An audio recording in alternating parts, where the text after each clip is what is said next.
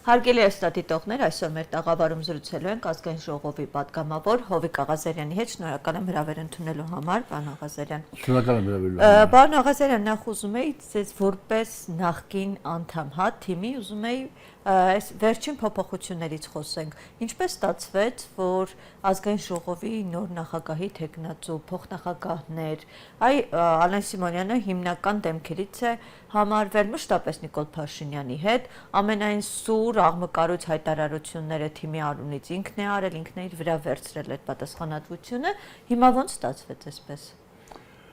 Դե սա կարելի է ինչ-որտեղ բնութագրել որպես պետական հեղաշրջում։ Այսինքն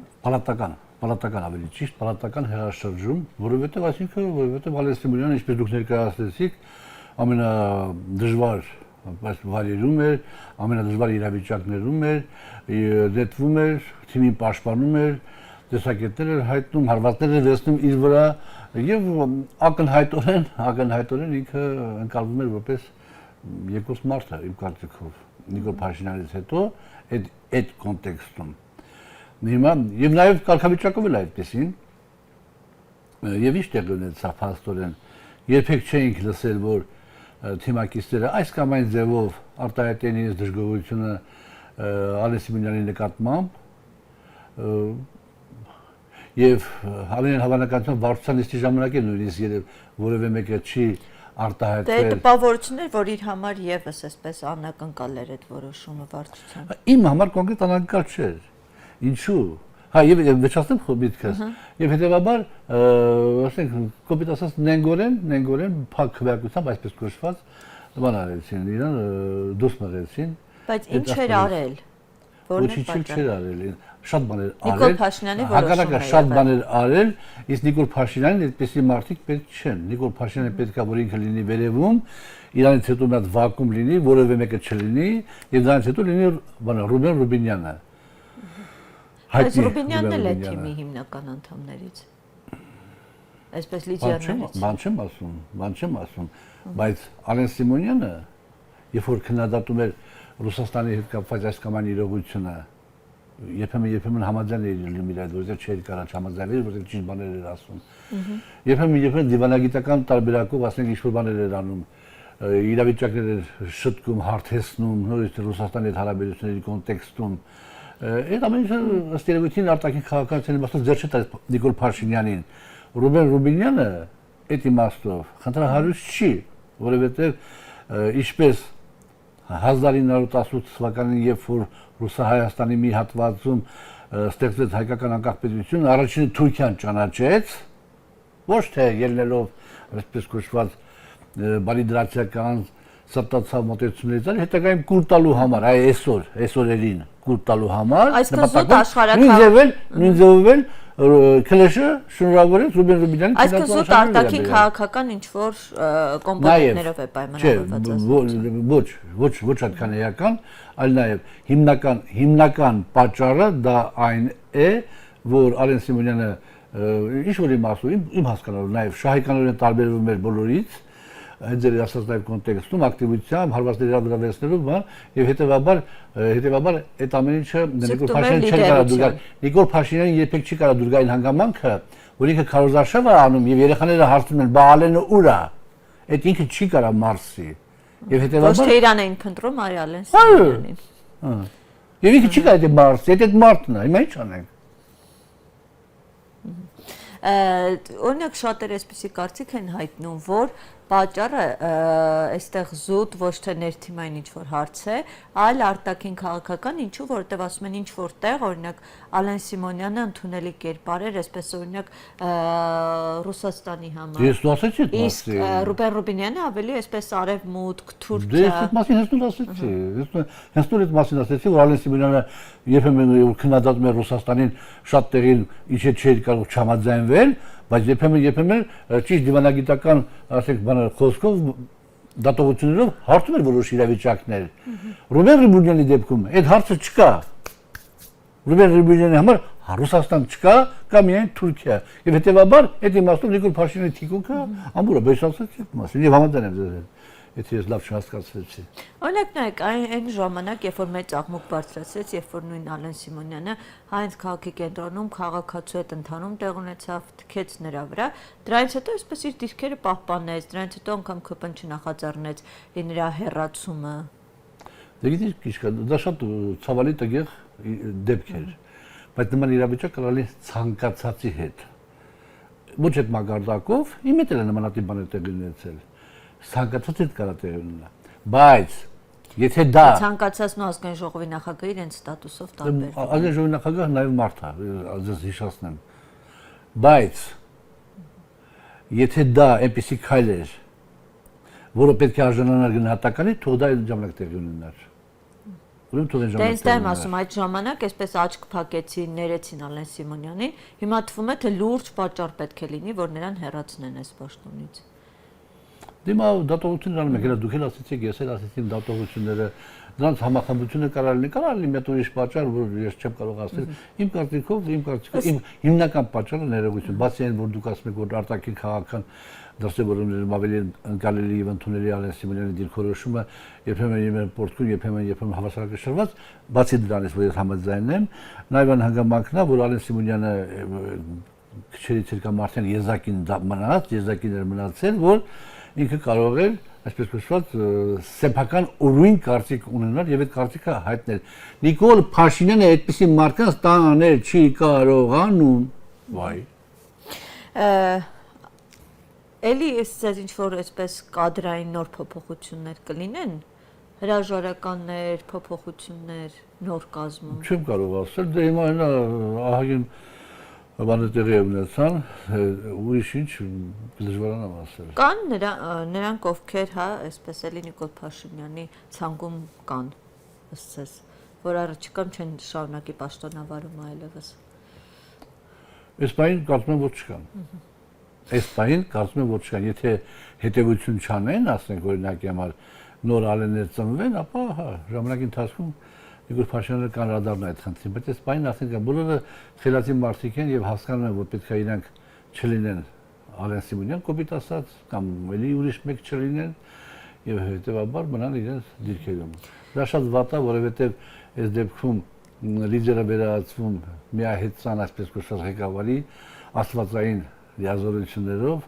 ոչ մեկին ոչ լսում, ոչ մեկի կարծիքը ոչ հաշվի առնում եւ բոլոր որոշումները ընդունում է ինքը, բայց այն մարդը, որը աստվածային լիազորություններ ունի, բայց աստված չի, բայց իր որոշումները կարող են լինել ճակատագրական։ Շատ է սիրում իրեն համեմատել իր իշխանությունը Քրիստոսի հետ, Աստծո հետ, Նիկոլ Փաշինյանը։ Դե հա։ Դե բայ այդ մասում ինքը այդ բանով է գնում, այդ ուղով է գնում։ Պարոն Աղազարյան, նաև հետընտրական թեև ընտրությունները ավարտվել են, բայց այս հետընտրական process-ները շարունակվում են, Սահմանադրական դատարանում ավարտվեց քննությունը, հուլիսի 4-ին արդեն վերջնական որոշումը կլինի։ Ինչ սպասել, ինչ ակնկալել Սահմանադրական դատարանից։ Ամեն ինչ կարելի է սպասել, որ արտահայտ ընտրություններ, նոր ընտրություններ ավելի ճիշտ, կարելի է սպասել, որ վերաքվեարկություն ամբողջ Հայաստանում մեկ, կարելի է սպասել, որ Բարգավաճ Հայաստանը մտնի խորհրդարան, այդպիսի բաներ ամեն ինչ կարելի է սպասել, եւ ինչ էլ որ լինի, հասարակությունը դա կգնահատի, որ դա այդպես ուզում է Նիկոլ Փաշինյանը, բայց իրականում թե ինչ կարող է լինել, դժվար է ասել։ Բայց Նիկոլ Փաշինյանը ասել է, մենք նոր ընտրություններ չենք ուզում։ Թեև ասում են ընտրակեղծիքներ է եղել, ընդդիմությունը ընտրակաշառք է բաժանել, բայց նաև ասում են, որ նոր ընտրություններ չենք ուզում։ Ինչպես ասում է իմ գործընկեր Հակոբ Ասլանյանը, պատմության մեջ երևի եզակի դեպքերից է, եթե ոչ միակ դեպքը, որ համանդիմությունն է ասում ընտրությունները կեղծվել են, համիշխանությունն է ասում ընտրությունները կեղծվել են եւ ոնց որ թե այսպես կոչված դրուժն է այդում են խորհրդարան։ Շատ տարօրինակ իրավիճակ առաջանում այդ իմաստով։ Հիմա տեսեք, այն ինչ որ տեղի է ունեցել այս ընտրությունների ժամանակ մասնավորապես Բարգավաճ Հայաստանի հետ կապված, դա շատ նման է 90-ականների այն իրավիճակներին, երբ որ արկղերը տեղամասերից ստանում էին եւ նոր արկղեր էին բերում համապատասխան բյուլետեններով, քվեաթերթիկներով։ Այսինքն դրան նման բան է տեղի ունեցել։ Ուղղակի տեխնոլոգիական բարձր մակարդակի համապատասխան ժամը 12-ին մեկին պարզ է եղել թե ոնց է տենդենսը զարգանում, Նիկոլ Փաշինյանը ժամը 2-ին եկել է հայտարարել է, որ բանը Դե ասում եմ, այս տվյալները դրա տեղամասերից հայտնում էին։ Բա չի ասի, լավ եմ արել, արդյունքներ հանել եմ։ Այդպես պիտի ասի։ Էդի նույնն էր ինչ որ Վազգեն Սարգսյանը 96 թվականին հայտարարեց, որ Վազգեն Մանուկյանը 100% ձայն հավաքի մեկ իշխանությունը չենք տալու, դա նույն բանն էր, եւ փաստորեն այդ մի պահ պաուզա եղավ, որպեսզի թվաբանությունը տենա ոնց է եւ որտեղ հարված են եւ հարվածեցին հետագայում այդ երկու քանի հանձնաժողովներում ամավար արեցին ընտրությունների արդյունքները եւ փաստորեն դրանով ըստ էության գողացան Բարգավաճ Հայաստանի մանդատները։ Հիմա փաստորեն այս մանդատների բաշխվածությամբ իշխանությունը որևէ այսպես սահմանափակում չունի, հա, միայն սահմանադրությունը չի կարող անել։ Եթե Բարգավաճ կարծիք կա, որ ասում են 6 ձայն է, եթե չեմ սխալվում, պակաս ասում են շատ հանգիստ, այդպես կարող է։ Եթե Բարգավաճ Հայաստանը չի մտնում խորհրդարան, ապա այո, իրենց մենակ սահմանադրության ընդունման խնդիրն է մնալու օրակարգում, հետո երևի թե տարբեր ձևերով կիրականացնեն, բայց այստեղ խնդիրը ուրիշ է։ Ընտրություններից առաջ, երբ որ մենք քննարկումներ էինք ունենում, եւ պարոն Ասլանյանը եւ ես ասում ենք, որ եթե ընդդիմությունը չի համախմբվում մեր առաջարկած ճանապարհային քարտեզի կամ դրան մոտ որևէ ճանապարհային քարտեզի շուրջ եւ միասնական ճակատով չի գնում ընտրությունների, ապա ընդդիմությունը նպաստելու է, ընդդիմությունը հասկանում եք այդ խոշոր ուժերը, ապա ընդդիմությունը նպաստելու է Նիկոլ Փաշինյանի վերարտադրությանը, կամա թե ակամա։ Հիմա եկել է այն պահը, որ ամսի 4-ից հետո մի քանի օր հետո մենք կտեսնենք ով կամա, ով ակամա։ Մասնավորապես, եթե Բարգավաճ Հայաստանը չմտավ խորհրդարան եւ ընդդիմադիր այդ երկու ուժերը վերցրեցին մանդատները, ապա իրենք կամա նպաստել են Նիկոլ Փաշինյանի վերարտադրությանը։ Ասում եք Նիկոլ Փաշինյանի պրոյեկտներն այդպիսի հայտարարություն են արել։ Իրենք էլ ձեզ են համարում Փաշինյանի։ Դե գիտեն, բոլորը գիտեն,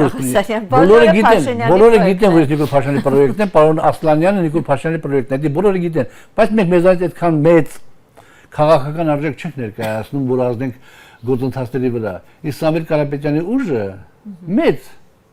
մեծ քաղաքական կշիռ ունի եւ ինքը ազդում է գործընթացների վրա։ Եվ երբ որ մենք առաջարկում ենք կոնկրետ ճանապարհ, որով իրենք 100%-ով գալիս են իշխանության, բայց հիմա ինչ պատճառներով հարմար չգտան ու հիմա իրենց աշկի առաջ տեղի ունենում 90-ական թվականների իրավիճակ արկղերը գողանում են, արկղեր են բերում մարդկանց մանդատները գողանում են, իրանք էլ մասնակցում են այդ գողությանը ըստ էության, որտեղ այդ մանդատները իրանց է գալիս եւ չեն հրաժարվում մանդատներից, ապա իրենք Նիկոլ Փաշինյանի հետ ձեր տված գնում են պետականության կործանմանը։ Հիմա համախմբան կոչանում Սամվել Կարապետյանի մյուս ուժերին ասել է եկեք համախմբվենք քննարկումների հանրահավաքի կոչման։ Շատ ճիշտ անում։ Բայց դեռ որևէ ուժից արձագանք չկա որպես այդպես։ Որտեւ ասում են կոչ հնչել է, բայց քայլերի աջորդականությունն ինչ օրակարգի շուրջ համախմբում։ Բայց եթե չես ասում թե ինչ օրակարգ, եթե չես ասում ոնց է գործելու այդ համախմբությունը, եթե չես ասում, եթե պիտի դառնան քո ենթական, որ 3-4 հայտնվել քաղաքականության մեջ, ով կգա դառնա քո ենթական։ Որպես ինչ։ Որպես ինչ։ Տարբերությունը քո եւ իմ միջև որն է, որ դու շատ փող ունես, հետո տեսանք էլի։ Տեսանք։ Տապալված իշխանությունը չկարացիք վարի տայիք։ Կարծում եք այս օրակարգը չի գործի համախմբման։ Չէ, եթե Սամվել Կարապետյանը այնպեսի մեխանիզմ առաջարկի համագործակցության, որտեղ բոլոր քաղաքական ուժերը, ես նկատում եմ ճիշտ է շատ հայտնի ոչ մասկը ամենայն դեպս, բոլոր քաղաքական ուժերը հավասար բաներով կներկայանան այդ կառույցի մեջ, ապա կստացվի։ Իսկ մենք պարոն Ասլանյանը եւ ես կլինենք իրենց համար ծառա, եթե կընդունեն որպես ծառա։ Եթե չէ, չի գործի։ Եթե Սամվել Կարապետյանը ուզում է ինքը լինի կինոյի տաղեն եւ Դևին ինքը սպանի, ես ընդհանրապես դրան դեմ եմ։ Ընդհանրապես դեմ եմ, որ մի հոգի Դևին սպանի։ Նախ չի կարա, երկուսը կարանալու դեպքում էլ ինքն է դառնալու Դև։ Հետևաբար թող այնպես անի, այնպեսի բանաձև առաջարկի, որ քաղաքական անցյալներում Դևին սպանեն։ Այո, որ մի քանի հոգով Դևին սպանեն։ Որ այդ парքը միայնակ չվայելի։ Միայնակ չվայելի, ես նախանձում եմ։ Նայել է նախանձում։ Նա ասում է ես 15 տարի կռիվ եմ անում, այս պետության համար 20 տարի կռիվ եմ անում։ Իր համեստ հնարավորություններով ինքը երեք չեմիսոն եկել ոսմա Դևին սպանի։ Մենք խփել ենք, բանենք արել, թերությունները ներկայացրել ենք, Դևի թուլ կողմերը ներկայացրել, ինքը գալիս ասում է ես եմ սպանում, ախպերային գնացեք։ Ցանկացած լիդեր ցանկանում է փառքի։ Եվ իրենց բանաձևները դա էր։ Բոլորը ուզում են փառքը իրենց ձեռքը վերցնել իրենք էլ այս պահի դրությամբ ընդդիմադիր առաջին ուժն են։ Շատ ճիշտ է, դե որ բոլորը ուզում են որ ես փառքը իրենց ձեռքը վերցնեն, հետեւաբար դու պետք է այդ հնարավորությունը տաս։ Այդ բոլորին հավաքես, ասես արեք դևին սպանենք, հետո դուք հնարավորությունները, էմիսիոների հնարավորությունները ներկանան ժողովրդի դատին, բնականաբար դուք շատ ձայն գավակից եւ դրանց իշխանություն։ Ինչ ես գնում այդ ճանապարհով, որտեղ ծառայում ես իշխանություններին, եղավ։ Քիչ ես գնում այդ ճանապարհով, որովհետեւ եւ աշխարհից կրակեր թափվի, ինչ էլ որ լինի։ Ես, պարոն Ասլանյանի հետ միասին մեր կուսակցությունով, մենք չենք կարող իր համար մրցակից լինենք։ Բայց ինքը քիչ ուզում նման, մեզ չէ, լավ է մենք նոր ենք։ Էմիս կուսակցությունները, որոնք արդեն տասնյակ տարիներով քաղաքականության մեջ են, ինչու՞ չի ուզում համախմբի այդ խնդիրը լուծի, դևին հեռացնելու, դևին սպանելու։ Դևը Նիկոլ Փաշինյանն է։ Բողոյից չէ։ Հա, եւ նորից եմ ասում, եւ այստեղ այն լոզունգը, որ իրանք ունեին, հենց արտահայտում էր իրենց բուն էությունը։ Դե նախընտրական ժամանակահատվածում հաջորդ վարչապետը նախընտրական ժամանակահատվածում չենք կարող մեկ այդ մասին խոսել, որովհետև գեղեցիկ չէր լինի։ Ուժեղ Հայաստան միայն Սամվել Կարապետյանի հետ։ Միայն բառը այնքան ավելորդ է, որը հերիք էր, որ եղավ այս արդյունքը։ Մեղադրում եք ընդդիմադիր ուժին, այսինքն։ Ո՞ր մեղադրում։ Ասենք մեղադրում Նիկոլ Փաշինյանը, որ իշխանությունը պահում է, ապա թակավորն ապրած կլինի։ Այս մեր հարևանները հոգիներս հանեցին, է։ Ասում են ինչ ա եղել, այ ախպեր։ Ապա չեն ուզում կամավոր իրենց հողերը տան մեզ։ Հիմա Նիկոլը չի ուզում կամավոր իշխանությունը տա, ամոթ։ Հետո լուրջ մարդիկ եք այ ախպեր։ Պարոն Աղազարյան,